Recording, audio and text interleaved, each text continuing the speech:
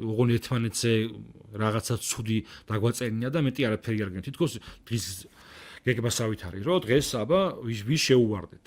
ხო გახსოვთ საბერძნეთთან თამაში როცა იყო და როგორი ბედნიერი იყო მთელი ერი. იმ თამაშმა მართლა გვაჩვენა ჩვენ, რომ ყველანი ერთიანები ვიყავით და რატო? იმიტომ რომ ყველას გაუხარდა საქართველოს წარმატება. და თუ ის დავინახეთ მეგობრებო, რომ ჩვენ პოლიტიკურ შეხედულებაზე, ჩვენს რაღაცა ემოციურ დამოკიდებულებაზე მაღლა დგას საქართველოს და საქართველოს სიყვარული.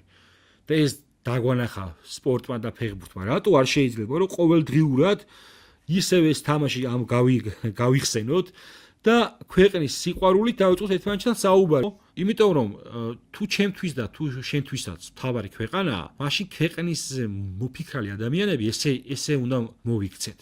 არ შეიძლება რომ ყველა განსხვავებული აზრი პრორუსი დაუძახო რა, მოღალატე ქართულთვის არის ყველაზე დიდი შეურაცხყოფა. აი ღალატს რომ ადამიანს რომ მოღალატეს უწოდებო, იაზრებს საერთოდ რამხელა პასუხისმგებლობას იღებთ თქვენ თავზე? არ შეიძლება. ასევე არ შეიძლება რომ იმ ახალგაზრდებს რომელიც შეიძლება ჩვენთვის და ვიღაცეებისთვის განსხვავებული ვიზუალის მატარებლები არიან, რაღაცა ისეთი დამამცირებელი ფრაზებით მიმართო.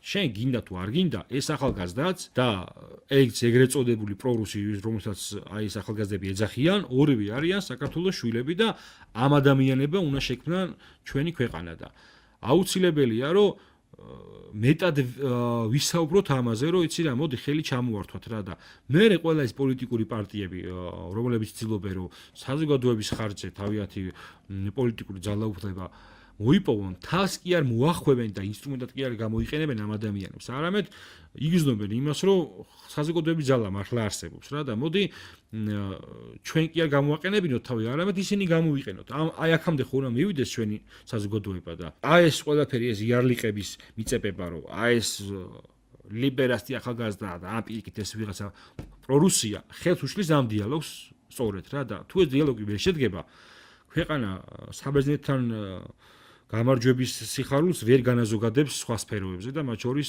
საერთაშორისო პოლიტიკაში და მათ შორის ჩვენი ქვეყნის რეალურ გამარჯვებაზე და არ ვიცი მეგობრებო, მე მართლა რაღაც ჩემი შეხედულებები მაქვს, რა თქმა უნდა, თქვენი შეხედულებები გაქვთ, მაგრამ როგორც ცნობილ ფილმშია დათა თუთაშხიაში, მუშნი ზარანდიასა და თუთაშხიას საუბარი, რომ ჩვენი ბიძაშვილობა ჯობია ყველაფერსო და ჩვენი ქართველობა ჯობია ყველაფერს. დავილაპარაკოთ, ვისაუბროთ და ერთმანეთს აზრი ისე გაუზიაროთ, რომ კია შეურაცხყოფა კი არ მივაყენოთ, არამედ პირიქით ვეცადოთ, რომ იცი რა იქნება მე ჩემი სიმართლე დაგემტკიცო შენი. მადლობა ყურადღებისათვის.